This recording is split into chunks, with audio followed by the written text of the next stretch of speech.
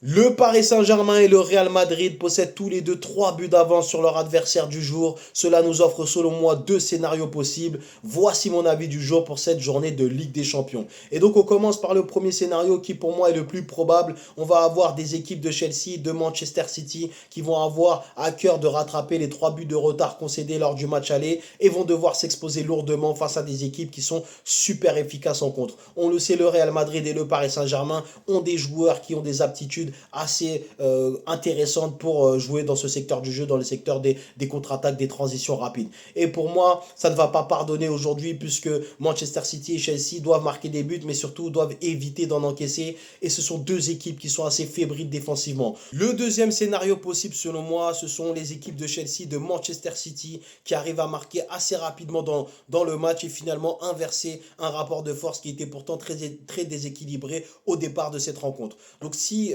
Chelsea et Manchester City arrivent à marquer assez rapidement, on va dire dans les 15 premières minutes, ils peuvent instaurer le doute dans les têtes des Parisiens et des Madrilènes et pourraient donc inverser le rapport de force et essayer donc de remonter le score assez rapidement. C'est un scénario pour moi qui est probable effectivement, mais qui va devoir donc comporter des risques et donc de s'exposer assez lourdement, comme on l'a dit, à des contre-attaques, secteurs de jeu dans lesquels les Parisiens et les Madrilènes excellent. Donc pour moi, aujourd'hui, logiquement, on devrait voir les deux équipes marquées avec possiblement une équipe, selon moi, du Paris Saint-Germain qui devrait, on va dire, rendre la tâche très difficile à cette équipe de Chelsea et probablement ne pas concéder de défaite aujourd'hui. Quant à Manchester City, je pense qu'ils sont en capacité aujourd'hui d'aller remporter cette rencontre contre le Real Madrid, mais je pense qu'ils vont prendre au moins un but et donc la tâche sera un peu trop compliquée pour eux aujourd'hui.